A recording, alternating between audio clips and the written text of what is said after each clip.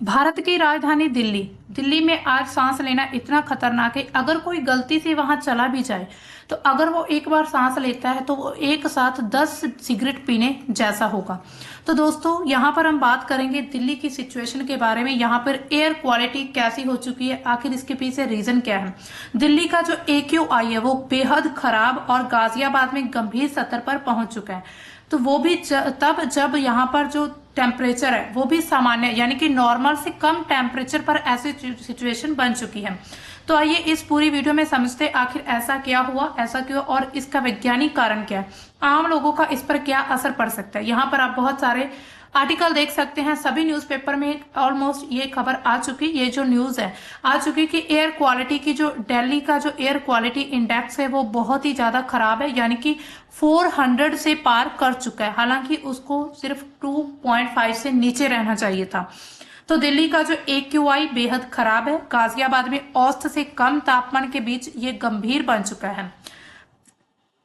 दिल्ली में इतना ज्यादा गंभीर हो चुका है ये वहां पर जो एयर क्वालिटी इंडेक्स कि स्कूल जो है उन्होंने अपनी खेल गतिविधियों को भी स्थगित कर दिया है। BCCI ने कथित तौर पर जो मैच है वो मुंबई में शिफ्ट कर दिया, यानी कि पहले जो मैच था वो दिल्ली में होने वाला था, लेकिन वहां की एयर क्वालिटी को देखते हुए अब जो है ये जो मैच है ये मुंबई में किया जाएगा। गाजियाबाद की जो स्थिति है काफी ज्यादा गंभीर है। तापमान जो है वो एवरेज से भी कम है। तो AQI जो है 466 यानी कि 466 तक पहुंच चुका है, जो कि पूरे NCR में सबसे खराब है और गंभीर श्रेणी में इसको माना जाता है। यहाँ पर कम से कम जो तापमान है 11 डिग्री सेल्सियस दर्ज किया गया, जो कि सामान्य से भी 1-2 डिग्री कम है। अधिकतम तापमान जो है 25 डिग्री सेल्सियस रहने की उम्मीद है, लेकिन सुबह के कोहरे के ने ठंड का जो एहसास है वो और ज्यादा बढ़ा दिया है। ग्रेटर नोएडा में भी 400 से पार कर चुका है AQI। तो दिल्ली का जो AQI वहां की जो केंद्रीय प्रदूषण नियंत्रण बोर्ड है उनके अनुसार जो है वजीरपुर और बवाना में वायु गुणवत्ता सूचकांक जो है 400 से ऊपर दर्ज की गई है, जिससे ये दोनों गंभीर श्रेणी में आ चुके हैं। इसके अलावा कुछ ऐसे अनुमान जो लगाए गए, पहले अनुमान तो आने वाले दिनों में दिल्ली में वायु गुणवत्ता सूचकांक में कोई राहत नहीं मिलने वाली, जो कि अभी रिपोर्ट के अकॉर्डिंग जारी किया गया। और ये जो वायु गुणवत्ता फिर से खराब होने की और गंभीर श्रेणी में पहुंचने की स्थिति में बनी हुई है।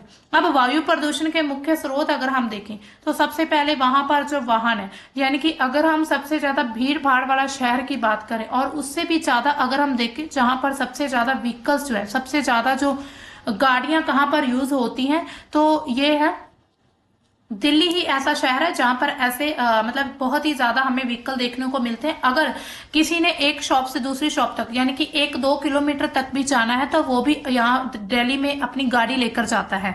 तो वहां जो है खास करके जो डीजल की गाड़ियां और जो पुराने वाहन है उनसे ज्यादा प्रदूषण का कारण उन्हें ज्यादा माना जा रहा है। इसके अलावा उद्योग और जो पावर प्लांट लगाया जा रहा है, इसके साथ एक रीजन ये भी रहता है कि पराली जलाना। हालांकि कुछ रिपोर्ट्स में ये भी देखा गया कि जो पंजाब हरियाणा के क्षेत्र में जो पराली जलाने का पूरा जो एक तरह से रिकॉर्ड है, यानी कि पराली जलाने की जो प्रक्रिया वो थोड़ी कम हुई है, यानी कि 10 से 15% तक इसमें थोड़ी गिरावट देखी गई है। निर्माण कार्य हो रहे हैं और वहां पर जो सड़कों की धूल है वहां से भी बहुत ज्यादा हवा की गुणवत्ता खराब हो रही है। घरों में जैसे चूल्हा, लकड़ी, कोयला, गोबर के उपले वगैरह ये सब जलाए जा रहे हैं। कूड़ा जलाना सबसे बड़ा कारण यही है कि हमारे भारत में आज तक कूड़े का सही तरीके से निपटारा कहीं भी नहीं किया जा रहा है। किसी और सिटी की हम क्या बात करें, यहाँ पर हमारी जो नेशनल कैपिटल है उसमें भी इतनी अच्छी तरह से कूड़े का निपटारा नहीं हो रहा है। दिवाली के पटाखे जो अभी चलाए गए थे, हालांकि सबसे पहले सुप्रीम कोर्ट के द्वारा इसको बैन कर दिया गया था, लेकिन अब फिर से जो है दिवाली के पटाखे चलाने के लिए थोड़ी उनको अनुमति मिली थी वहां पर लोगों को, तो उन्होंने काफी पटाखे चलाए, जिसकी वजह से जो AQI लेवल जो है एयर क्वालिटी इंडेक्स जो है वो फिर से बढ़ चुका है। इसके अलावा ग्रैप 4 की उपाय जो है अब इनको सख्ती से लागू कर दिया गया, यानी कि ग्रैप जो है इनको फिर से लागू कर दिया गया है। जो commission for air quality management है उन्होंने ग्रैप 4 के तहत गंभीर सत्र के उपायों को स्टेज 3 जिसमें बहुत खराब उस पर लागू करने का फैसला कर लिया है। इसके अलावा प्राइवेट ऑफिस है वहां पर सिर्फ 50% स्टाफ ही वर्क फ्रॉम में रहेगा। इसके अलावा स्कूल उनको ऑनलाइन क्लासेस जारी करने के आदेश जारी कर दिए गए हैं। इसके साथ ही वाहन जो है डीजल ऑटो रिक्शा पर नोएडा गाजियाबाद में पूरी तरह से प्रतिबंध लगा दिया गया। निर्माण कार्य जो है उसको स्टेज 3 से ही रोक दिया गया। इंडियन मेट्रोलॉजिकल डिपार्टमेंट के अनुसार अगले 2 दिनों तक तापमान तो सामान्य रहेगा, लेकिन उसके बाद भी 8 से 10 डिग्री सेल्सियस तक भी गिर सकता है। तो अभी हल्का कोहरा, उसके बाद मध्यम कोहरा आने की भी संभावना है। AQI की श्रेणियां अगर हम देखें कौन कौन सी होती हैं, तो 0 से 50 के बीच अगर एयर क्वालिटी इंडेक्स है तो वो अच्छा रहेगा। 51 से लेकर 100 के बीच संतोषजनक, इसके साथ मध्यम से 101 से लेकर 200 के बीच जो है मध्यम रहेगा। खराब जो रहेगा 200 से लेकर 300 तक। बहुत खराब जो है 301 से लेकर 400, और गंभीर की बात करें तो 401 से लेकर जब 500 के बीच हो जाएगा तो वो बहुत ही ज्यादा गंभीर सिचुएशन, यानी कि इस समय पर रेड अलर्ट जारी कर दिया जाएगा। प्रदूषण में कमी के लिए हवा की गति बढ़ने की जरूरत है, जो कि अगले कुछ दिनों में संभव नजर आती है। लेकिन यहाँ पर सब दोस्तों सवाल ये उठता है कि एकदम से अचानक से जब 400 से ये पार हो चुका है, तो तब जो वहां की गवर्नमेंट थी, जो भी वहां पर जो डिपार्टमेंट थे, जो भी वहां पर कमीशंस थे, यानी कि एयर क्वालिटी के जो कमीशन थे, उन्होंने क्या क्या उपाय किए हैं। तो ये सवाल बहुत सारे मन में खड़े होते हैं कि जब ये एयर क्वालिटी इंडेक्स 0.0 से 50 के बीच था तब तो अच्छा, जब 50 से 51 या फिर 100 के बीच हुआ तो तब ऐसे इस पर इतना ज्यादा ध्यान क्यों नहीं दिया गया। तो दोस्तों ये सिर्फ सरकारों की गलती नहीं है, ये हमारी खुद की भी अवेयरनेस की कमी है। अब देखिए वायु प्रदूषण क्या होता है, हम सबसे पहले इसको देखते हैं। एयर पोल्यूशन का मतलब होता है कि हवा में कुछ हानिकारक पदार्थ है उनकी मात्रा बढ़ जाना। इसमें खास तौर पर जो कुछ ऐसे मतलब कि गैसें होती है, जहरीली गैसें, उन सभी की मात्रा बहुत ज्यादा बढ़ जाती है और इंसान, जानवर, पौधे और पूरा पर्यावरण के लिए भी खतरनाक हो सकता है। इसके अलावा साफ हवा में मुख्य रूप से नाइट्रोजन जो है 78%, हम छोटे होते से ही पढ़ते हैं, स्कूल टाइम से पढ़ते हैं कि नाइट्रोजन जो है वो 78% है हमारे जो हवा में। इसके अलावा ऑक्सीजन में 21% है, आर्गन, कार्बन डाइऑक्साइड, ये सब होते हैं साफ हवा में। लेकिन जब इसमें कुछ जहरीली गैसें, धूल कण, पार्टिकल्स, धुआं आदि सब मिल जाते तो हवा जो वो पूरी तरह से प्रदूषित हो जाती है। तो मुख्य वायु प्रदूषक क्या क्या है, एयर पॉल्यूटेंट्स क्या होते हैं, PM 2.5, यानी कि ये बहुत ही ज्यादा छोटे कण होते हैं, 2.5 माइक्रोक्रोन से भी कम होती है। फेफड़ों में गहराई तक पहुंच जाते हैं और ये कहां से निकलते हैं, वाहनों से, फैक्ट्री से, पराली चलाने से, या फिर कोई भी निर्माण कार्य वहां से, या फिर कोयला, लकड़ी चलाना। इसके अलावा PM 10 यानी कि पार्टिकुलेट मैटर 10 जो है ये 10 माइक्रोन तक के कण होते हैं और नाक गले में रुक जाते हैं, जिसके कारण फेफड़े में चले जाने से जो हमारा अंदर का ऑर्गन सिस्टम है उसको पूरी तरह से प्रदूषित कर देते हैं। इसका स्रोत क्या रहता है, सड़क की जो धूल है, निर्माण, रेत, मिट्टी के कार्य रहते हैं। इसके अलावा नाइट्रोजन डाइऑक्साइड जो वाहनों और पावर प्लांट से निकलते हैं, अस्थमा, फेफड़ों की बीमारियों को ये बहुत ज्यादा बढ़ाते हैं। सल्फर डाइऑक्साइड, कोयला, डीजल से निकलने वाले ये हानिकारक पदार्थ है। सांस लेने में तकलीफ होती, आंखों में जलन। तो अभी जितने भी हम पॉल्यूटेंट्स पढ़ रहे हैं ये सभी वहां पर दिल्ली की हवा में पाए जा रहे हैं, जिसकी वजह से वहां पर लोगों का सांस लेना भी मुश्किल हो चुका है। ओजोन 3 ग्राउंड लेवल में सूरज की रोशनी में NOx यानी कि नाइट्रोजन जो ऑक्साइड है, VOC मिलकर ये बनती है। गले में खराश होती, सांस फूलना, तो आप बहुत सारी बीमारियां देख रहे होंगे दिल्ली में आजकल बहुत सारी बीमारियां चल रही हैं। इसके साथ ही कार्बन मोनोऑक्साइड जो है अधूरा चलना, यानी कि जो गाड़ी या फिर चूल्हा वगैरह चलाते हैं, जब कोई भी जो हमारा ईंधन होता है वो अधूरा जलता है तो उससे कार्बन मोनोऑक्साइड जो गैस है वो निकलती है, जो कि बहुत ही हानिकारक गैस होती है। ऑक्सीजन की कमी होती है इससे और खतरनाक है हमारे सांस लेने के लिए। वॉलेटाइल ऑर्गेनिक कंपाउंड्स जो है, पेट्रोल, पेंट या फिर सॉल्वेंट्स, इन सभी से निकलते हैं, ये कुछ ऐसे कंपाउंड्स होते हैं। इसके अलावा इनका स्वास्थ्य पर क्या क्या प्रभाव पड़ सकता है, सांस की बीमारियां हो सकती है, हमें पता ही है, हम स्कूल टाइम से ये सब रीड करते आते हैं कि अगर जो वायु प्रदूषण होता है उससे सांस की बीमारियां होती है। लेकिन हम इतने बड़े होने के बावजूद भी हम अवेयर नहीं है, हम आवाज उठाना नहीं जानते हैं कि हमें कैसे अपने लिए अपनी साफ हवा, क्योंकि अब देखिए किसी भी व्यक्ति के लिए ये उसका मौलिक अधिकार है कि उसको साफ हवा मिलनी चाहिए सांस लेने के लिए। लेकिन हम फिर भी इसकी वजह से आज भी हम क्या करते हैं, हम ये सब बातें सुन जरूर लेते हैं लेकिन उस पर कोई भी हम अपना एक्शन नहीं लेते। इसके अलावा हृदय रोग यानी कि हार्ट अटैक वगैरह जो आते हैं उनका खतरा बढ़ जाता है। फेफड़ों का कैंसर लगातार हमें देखने को मिल रहा है। बच्चों में दिमाग का जो डेवलपमेंट है वो कम होता है, उस पर असर पड़ता है। समय से पहले मौत, यानी कि एक रिपोर्ट जारी की गई है WHO की लैंसेट की रिपोर्ट है कि भारत में हर साल लगभग 16 से 20 लाख मौतें जो है वो वायु प्रदूषण से होती हैं। आप खुद देखिए अब कितनी ज्यादा मौतें अगर वायु प्रदूषण से हो रही हैं। जब वायु प्रदूषण इस हद तक बढ़ जाएगा कि सांस लेना ही खतरनाक है, तो फिर उस समय पर क्या हो सकता है दिल्ली में, आप खुद भी सोच सकते हैं। अब इसके अलावा हमने जो ग्रैप की स्टेज 3 देखी थी, ग्रैप क्या यानी कि ग्रेडेड रिस्पॉन्स एक्शन प्लान है, जो कि दिल्ली NCR में वायु प्रदूषण को कंट्रोल करने के लिए एक आपातकालीन एक्शन प्लान बनाया गया। ये कोई कानून नहीं है, बल्कि पहले से मौजूद जितने भी नियम है उनको एक साथ लागू करने का एक तरीका है, यानी कि पूरी तरह से हम इसको इंडेक्स मान सकते हैं। बस ये AQI के हिसाब से तय करता है कि कब कौन सा नियम इन्हें लागू किया जाएगा। ग्रैप को किसने बनाया? सबसे पहले तो 2017 में सुप्रीम कोर्ट के आदेश पर environment pollution prevention and control authority के द्वारा बनाया गया था। 2021 में इसी अथॉरिटी की जगह CAQM यानी कि commission for air quality management, इन्होंने जगह ले ली थी और अब जो है commission for air quality management अब ग्रैप को लागू करने और उसको अमेंडमेंट करने का काम करता है। ग्रैप की 4 स्टेजेस रहती है, जिसमें हमने स्टेज 1 देखी जब 201 से 300 के बीच था, उसको पुअर कंडीशन बोलेंगे। स्टेज 2 में जो है बहुत खराब वेरी पुअर होती है, 301 से लेकर 400 के बीच। स्टेज 3 में 401 से लेकर 450 के बीच काफी ज्यादा सीवियर कंडीशन बनी हुई है, जो अभी हाल ही में। स्टेज 4 जो है गंभीर प्लस यानी कि सीवियर प्लस कंडीशन हो सकती है, जब 450 से भी ज्यादा या फिर लगातार खराब रहेगा। तो सुप्रीम कोर्ट ने प्रदूषण पर व्यापक अंकुश लगाने से इनकार किया था। आखिर क्यों किया था? सुप्रीम कोर्ट ने दिल्ली NCR में साल भर में जो भी निर्माण करे उस पर प्रतिबंध, वाहनों की आवाजाही जैसे सीमा लगाने पर जो कड़े प्रदूषण नियंत्रण है उसको लागू करने से मना कर दिया था। भारत के जो मुख्य न्यायाधीश है भूषण आर गवई, उनकी अध्यक्षता वाली जो पीठ थी, उन्होंने ये फैसला सुनाया। उन्होंने कहा कि जहरीली हवा से लड़ने के नाम पर राजधानी को हम ठप नहीं कर सकते। तो आप खुद देखिए, जब सुप्रीम कोर्ट के द्वारा ऐसा आदेश जारी कर दिया जाता है, ऐसा फैसला आ जाता है, तो वहां की जो सरकारें, वहां की जो लोकल जो भी अथॉरिटीज हैं वो कैसे फैसले लेने लगेंगी। वरिष्ठ अधिवक्ता जो है वहां के, उन्होंने उनकी इस दलील पर कि दिल्ली एक गैस चैम्बर में बदल चुकी है, यानी कि दिल्ली को अब एक गैस चैम्बर कहा जा रहा है, जहां पर हर कोई व्यक्ति अपनी मौत को जल्दी बुलावा देने के लिए जाता है। यानी कि वहां पर जो लोग रह रहे हैं उनकी अगर हम एवरेज एज देखें ना, वो भी 8 से 10 ईयर कम हो चुकी है। ये एक रिपोर्ट है, हालांकि हम इसको ऐसे नहीं बता रहे, ये एक पूरी तरह से रिपोर्ट पेश की गई कि 8 से 10 साल तक जो वहां की एवरेज एज है वो कम हो रही है दिल्ली में रहने वाले लोगों की। तो पूरी तरह से गैस चैम्बर बन चुका है, वहां पर इसमें कठोर कदम उठाने की जरूरत है। जवाब में उन्होंने कहा है कि हम सब कुछ ठप नहीं कर सकते, सभी गतिविधियों को पूरी तरह से नहीं रोका जा सकता, हालांकि कुछ अंकुश लगाया जा सकता है।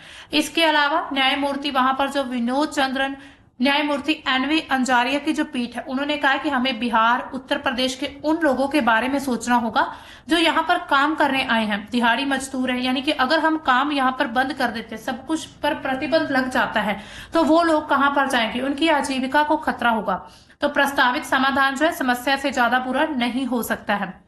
इसके अलावा इलेक्ट्रिक हीटर की बात करते हैं, जो मुख्यमंत्री रेखा गुप्ता, उन्होंने कहा है कि जो दिल्ली हाट में रेजिडेंट वेलफेयर एसोसिएशन को रात्र ड्यूटी के तैनात जो सुरक्षा गार्डों के लिए इलेक्ट्रिक हीटर जो है वो बांटे जाएं। सरकार वायु प्रदूषण को कम करने के लिए 10,000 हीटर वितरित करने की योजना बना रही है।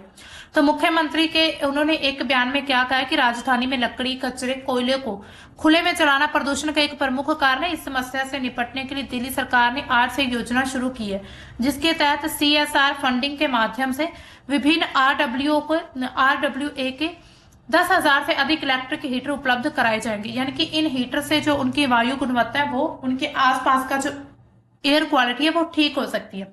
इसके अलावा दिल्ली की जो वायु गुणवत्ता, उसके बारे में मुख्य 10 बिंदु दिए गए हैं। ये 10 बिंदु क्या दिए गए? सबसे पहले तो दिल्ली वासियों को राहत नहीं मिलने वाली है, यानी कि ये भी एक हिंदुस्तान टाइम्स की रिपोर्ट में बताया गया है कि जो एक तरह से दिल्ली के जो मतलब दिल्ली के जो लोग हैं उनको अभी भी राहत नहीं मिलने वाली है।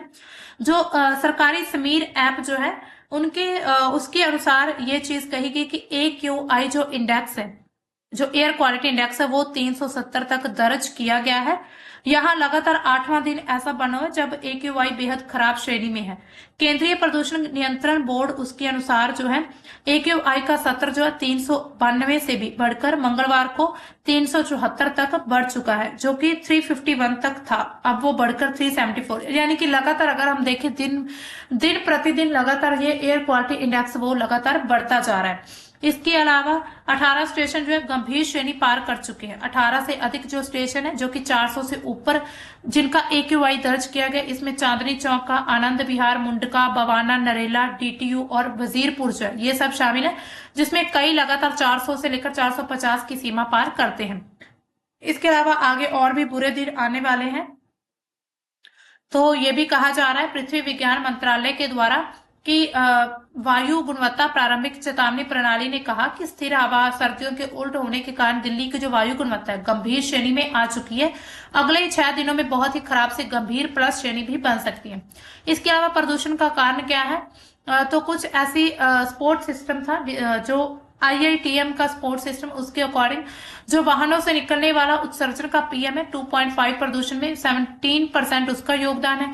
इसके साथ ही पराली जलाने का 2.8% इससे प्रदूषण हुआ है, यानी कि लगातार जो ये प्रदूषण बढ़ता जा रहा है। राज्य में खेतों में आग लगाने की घटनाएं दर्ज की गई हैं। डॉक्टरों ने भी चेतावनी दे दी है।